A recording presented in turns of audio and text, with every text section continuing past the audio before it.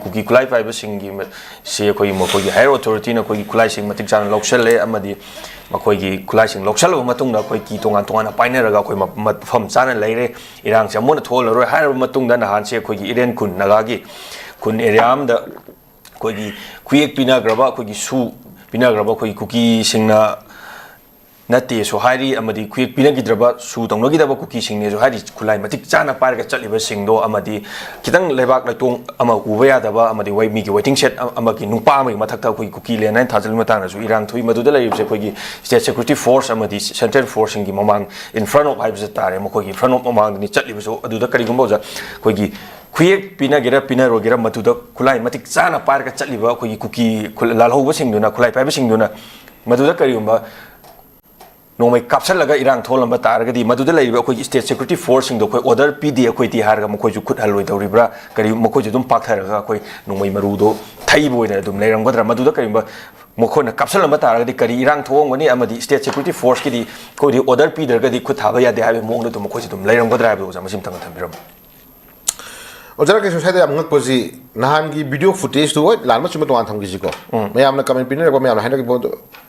ko video footage ni ko ure dana adada da moina shu na te mu shai na tra shu na tra ke to bage to gumba shu da yaw to kangmu jing do sipai ngi mamang da central security force ngi mamang da state force ngi mamang da freely chape yale manam kai gi number 1 number 2 shu kangmu era kana ka to bage mo ki lok to re dai ne mo bo ha irang thong to na ba to ki lok to re center na koi government side gi koi shom pai de adai moi shom pai de kulai myam si to re hai dai ne mo bo odara ke so adi government kai khunduri ba pramani ko ana sai area si da koi hajin ngi si phajana drama haiba director ma phana yaw re ha ba simadi gab kan pham mo re odara ke so ko na hajik dai film da order phang phang da ba hono te si di ko ai sai ja do director ma phajana actor director si irai rai ba director na ti ba odara ke so ko irai rai ba director na ti aduna khudo mina tra khuyai na kusa mari manga china togonu ka haira kanda sai sat lepa ngamba ko togro ka ru togamba adu gumba director mane ba adu power ka amna power le ba to yeng biro ko ta sai power te dara ke so aduna sai to khoi yeng mi ari si khoi section ngai am moi khoi section ngai am moi ha sia asi bidang manga to ko government na pihom to kheti program pihom to pigani irang khar kala kana pigani sangala jida ba adu mino la jida ba na tra irang to bungam jida kamu di asi bidang manga to si ne ji ko ni pachani tinum jiko aduna ai hajin ngi si nagagi sinau ki ko na hamala patok to janing si ai section ngai di oi ko adu ban la men tuyan ba sing kutai koi trai si bi ko pamui ko aduna phi semna bam changi ko khu semna bam changi phi semna bam changi aduna haji ko kedong minna sige ha ba to ko manga thamam changi indra aduna manipur kanana ba ai ko gi hana gi fruit me am kanana ba gi da mai ko kedong minna sige ba ko haji semna ta moire indra manam di maning tauna central security force ki mamang da state police ki mamang da maning tauna full uniform shelaga phaba khulai pairaga maning tauna chapanga ma bai se something kai ko khar lai re ba koi section ngai oi re bo ojara ke sor ko aduna ahubus nate ojara ke sor aduna ahubus nate football channa bada nongoi mari ma ek kana gi ha super stick nongoi phaba pairaga na koi pithri ta ko thangoni ko pithri da football ga channa ba masana ga je koi yamna lemna yamna discipline na uniform like khungup the full t-shirt ko the khungrong no cheli myam je akai ba toi to hme adna ko yam niom chu sana poto manipur di koi ek ga kin nomai ga oh mari ya kala sana kala ine ko ine ko madu yen khala imi ko adu yen khala imi du nuai khala bani la mane ko adu hin doctor nam ko dawre adu hin doctor nam ko dawre bu ko gi third may je magi separation day ni ga enda sida gun chulu pikhala ini ko gun chulu mate area da magi village volunteer ju mangai kuki village volunteer adagi magi shu na tab gangbu pramani ko nomai gun chulu pikatana third may je magi separation day ni ga ta khol ini ko masi ko mena sum yari ni thadu ini dara ke so aduna yam ngang ngai oide adu ta ko de sai jagi bodo makut hai gi bada ngai gi power win na tobung ngam gangbu haitare ko togonu ga ha tawda ba tawro ga tobung ngam adu mami kharna dil tawro le ha basi khangum change ko aduna ji dai film je order phang da badi am kuire ko order phang da badi ngasi ga na te order ke so order phang da badi am kuire aduga ngai gi mamang da jiri da imai ben mayam ma da khogi mana kong mention laga ha mana kong mention laga khogi imai ben da kare mo thai na noksan ma phaksin na to army shami lagi dai ne pramane ada dun saki oi biro habadi miyam ni kholau miyam na achum ngam da law kholau je ꯑꯩꯈꯣꯏꯕꯨ ꯉꯥꯛꯄꯤ ꯁꯦꯟꯕꯤꯒꯗꯧꯕ ꯀꯥꯡꯕꯨꯁꯤꯡꯒꯤ ꯃꯔꯛꯇ ꯍꯥꯏꯕꯅꯤꯀꯣ ꯂꯣꯏꯅꯃꯛ ꯅꯠꯆꯗꯦ ꯈꯔ ꯍꯥꯏꯖꯩ ꯃꯔꯛꯇ ꯀꯅꯥꯒꯨꯝꯕ ꯇꯧꯕ ꯉꯝꯕ ꯑꯣꯐꯤꯁꯔꯁ ꯈꯔꯗꯤ ꯀꯩꯗꯧꯔꯦ ꯉꯁꯥꯏ ꯀꯟꯁꯄꯤꯔꯦꯁꯤ ꯉꯁꯥꯏ ꯍꯥꯏꯖꯕꯗꯣ ꯉꯁꯥꯏ ꯑꯣꯖꯥ ꯀ꯭ꯔꯤꯁꯅ ꯍꯥꯏꯕꯤꯈꯤꯕꯗꯣ ꯃꯥꯟꯅꯃꯤꯟꯅꯕ ꯀꯣ ꯃꯥꯟꯅꯃꯤꯟꯅꯕ ꯀꯥꯡꯕꯨ ꯈꯔ ꯌꯥꯎꯔꯦ ꯍꯥꯏꯕꯁꯤꯃꯗꯤ ꯌꯥꯝ ꯀꯟꯐꯥꯝꯅꯦꯕꯀꯣ ꯑꯗꯨꯒꯤ ꯃꯥꯟꯅꯃꯤꯟꯅꯕ ꯑꯣꯏꯕꯗꯨꯅꯕꯨ ꯉꯁꯤ ꯑꯗꯨꯒꯨꯝꯕ ꯀꯨꯀꯤ ꯅꯣꯡꯃꯩ ꯐꯖꯅ ꯄꯥꯏꯕ ꯈꯨꯠꯂꯥꯏ ꯐꯖꯅ ꯄꯥꯏꯕ ꯀꯥꯡꯕꯨꯁꯤꯡꯅ ꯉꯁꯤ ꯇꯧ ꯉꯝꯕꯩꯅꯦꯕꯀꯣ ꯅꯠꯇ꯭ꯔꯦ ꯍꯥꯏꯖꯩꯁꯦ ꯑꯩꯈꯣꯏꯕꯨ ꯉꯥꯛꯄꯤ ꯁꯦꯟꯕꯤꯒꯗꯧꯕ ꯀꯥꯡꯕꯨꯁꯤꯡꯗꯨꯅ ꯎꯠꯂꯤꯕ ꯅꯦꯆꯔ ꯁꯣꯝ ꯅꯥꯀꯟꯗ ꯑꯩꯈꯣꯏ ꯍꯥꯠꯀꯅꯤ ꯂꯥꯛꯏꯕ ꯀꯥꯡꯕꯨꯁꯤꯡꯗꯨꯅ ꯎꯠꯂꯤꯕ ꯃꯥꯒꯤ ꯋꯥꯈꯜꯂꯣꯟ ꯊꯧꯑꯣꯡ ꯊꯧꯗꯥ ꯑꯅꯤꯗꯨ ꯌꯥꯝ ꯆꯨꯅꯕ ꯌꯥꯝꯅ ꯃꯥꯟꯕ ꯌꯥꯎꯗ꯭ꯔꯣ ꯀꯣ ꯏꯃꯥ ꯏꯕꯦꯟꯅ ꯂꯥꯎꯔꯤꯁꯤꯅ ꯅꯣꯡꯃꯩ ꯀꯥꯞꯄꯛꯏꯕ ꯀ꯭ꯔꯥꯏꯝ ꯇꯧꯔꯤꯕ ꯀꯥꯡꯕꯨꯗꯣ ꯐꯥꯕꯤꯌꯨ ꯄꯨꯟꯕꯤꯌꯨ ꯂꯥꯎꯔꯤꯅꯦꯕꯀꯣ ꯑꯗꯨ ꯂꯥꯎꯕ ꯃꯇꯝꯗ ꯀꯩꯗꯧꯔꯦ ꯁꯣꯝ ꯅꯥꯀꯟꯗ ꯃꯅꯥꯀꯣꯡꯒ ꯃꯦꯟꯁꯤꯜꯂꯒ ꯃꯃꯤꯠꯀ ꯐꯛꯆꯠꯂꯛꯏꯅꯦꯕ ꯅꯠꯇ꯭ꯔꯥ ꯑꯗꯨꯇꯥꯔꯒꯗꯤ ꯁꯥꯏ ꯑꯦꯔꯤꯌꯥꯁꯤꯗ ꯌꯥꯝ ꯃꯥꯟꯅꯃꯤꯟꯅꯕ ꯄꯣꯠ ꯈꯔ ꯌꯥꯎꯋꯦ ꯍꯥꯏꯕꯁꯤꯃꯗꯤ ꯑꯩꯈꯣꯏ ꯑꯗꯨꯝ ꯆꯤꯡꯅꯗ ꯉꯝꯃꯣꯏ ꯑꯣꯖꯥ ꯀ꯭ꯔꯤꯁꯅ ꯀꯣ ꯂꯩꯔꯤꯕ ꯐꯤꯕꯝꯁꯤ ꯑꯩꯈꯣꯏ 3 ꯃꯦ 2020 ꯉꯁꯤ ꯐꯥꯎꯕꯗ ꯑꯣꯔꯗꯔ ꯐꯪꯗꯦ ꯀꯣ ꯑꯣꯔꯗꯔ ꯐꯪꯗꯦ ꯍꯥꯏꯕꯁꯤꯃꯗꯤ ꯀꯟꯐꯥꯝꯅꯤ ꯑꯣꯔꯗꯔ ꯐꯪꯗꯕ ꯅꯠꯇꯦ ꯑꯣꯔꯗर ꯐꯪꯉꯤ ꯀꯔꯝꯕ ꯑꯣꯔꯗर ꯀꯨꯀꯤꯁꯤꯡꯗ ꯀꯥꯞꯄ ꯅꯠꯇꯕ ꯀꯨꯀꯤꯁꯤꯡꯗ ꯀꯥꯞꯁꯤꯟꯕ ꯅꯠꯇꯕ ꯁꯦ ꯈꯨꯗꯝ ꯑꯣꯏꯅ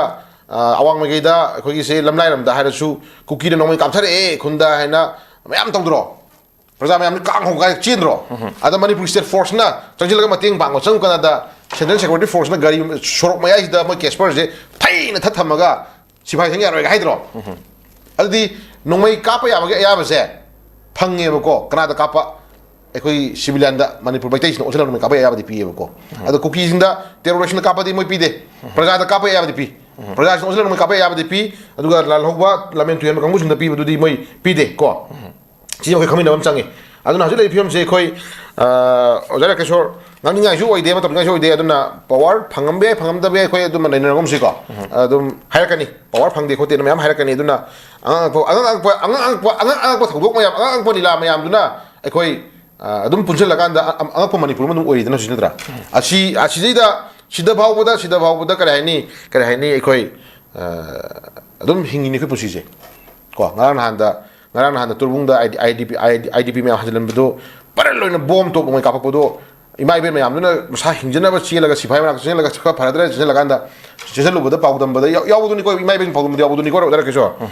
너희 시장 가노 사 힘도 지전적 거 하이드로 하이드로 하이드로 담으로 봐 아두니다 아이코이 ngakui senbirim kangbusinje thamoi ngakui ima senbirim habi khoi sai chun ngai we ko duna lamen tuyano kugina nomai kape hairadi ko sigera hingera ꯑꯩꯈꯣꯏꯅ ꯁꯥꯐꯒꯗꯧꯕ ꯂꯝꯕꯤ ꯌꯦꯡꯉꯒ ꯑꯩꯈꯣꯏ ꯆꯦꯜꯍꯧꯕꯁꯤꯅ ꯑꯩꯈꯣꯏ ꯑꯐꯕ ꯑꯣꯏꯔꯦꯕꯀꯣ ꯑꯗꯨ ꯃꯥꯡꯗ ꯁꯦꯟꯇ꯭ꯔꯦꯜ ꯁꯦꯀ꯭ꯌꯨꯔꯤꯇꯤ ꯐꯣꯔꯁ ꯂꯩꯔꯦ ꯑꯗ ꯑꯃ ꯂꯩꯔꯦ ꯀꯥꯏꯅ ꯑꯩꯈꯣꯏꯅ ꯀꯟꯕꯤꯔꯒ ꯆꯪꯉꯨꯕꯗꯅꯦ ꯍꯩꯍꯧꯗ꯭ꯔꯗꯤ ꯃꯣꯏꯗꯤ ꯄꯥꯏꯊꯣꯔꯛꯄ ꯃꯔꯨꯗꯣ ꯑꯩꯈꯣꯏ ꯄꯥꯟ ꯁꯤꯗꯣꯏꯅꯦꯕꯀꯣ ꯍꯥꯏꯔꯒ ꯍꯣꯔꯦꯟ ꯑꯩꯈꯣꯏ ꯅꯣꯏꯅ ꯀꯥꯞꯄꯒꯤ ꯃꯔꯨꯗꯣ ꯀꯥꯞꯅ ꯍꯣꯠꯅꯕꯅꯤ ꯑꯗꯨ ꯄꯥꯏꯊꯣꯛꯈꯤ ꯃꯔꯨ ꯁꯣꯛꯄꯔꯛꯒꯅꯤ ꯍꯥꯏꯔꯛꯇꯣꯏꯅꯦꯕ ꯑꯗꯨꯅ ꯑꯩꯈꯣꯏꯅ ꯍꯧꯖꯤꯛ ꯍꯤꯡꯉꯤ ꯄꯨꯟꯁꯤꯁꯦ ꯑꯩꯈꯣꯏꯕꯨ ꯉꯥꯛꯄꯤ ꯁꯦꯟꯕꯤꯕ ꯀꯥꯡꯕꯨꯁꯤꯡꯒꯤ ꯆꯤꯡꯗꯣꯟ ꯑꯃ ꯅꯣꯡꯃꯩ ꯆꯤꯡꯗꯣꯟ ꯑꯃꯀꯣ ꯑꯗꯣ ꯑꯩꯈꯣꯏꯕꯨ ꯍꯥꯠꯀꯅꯤꯅ ꯇꯝꯃꯤꯕ ꯀꯥꯡꯕꯨꯁꯤꯡꯁꯤꯒꯤ ꯅꯣꯡꯃꯩ ꯆꯤꯡꯗꯣꯟ ꯑꯃ ꯀꯣ ꯁꯤꯒꯤ ꯃꯔꯛꯇꯅꯤ ꯑꯩꯈꯣꯏ ꯄ꯭ꯔꯖꯥꯁꯤꯡꯅ ꯍꯤꯡꯉꯤꯁꯦ ꯄꯨꯟꯁꯤꯁꯦ ꯑꯗꯨꯅ ꯃꯣꯏꯁꯤ ऑर्डर फंगेदी ना फंग यारे को ऑर्डर फंगदबगी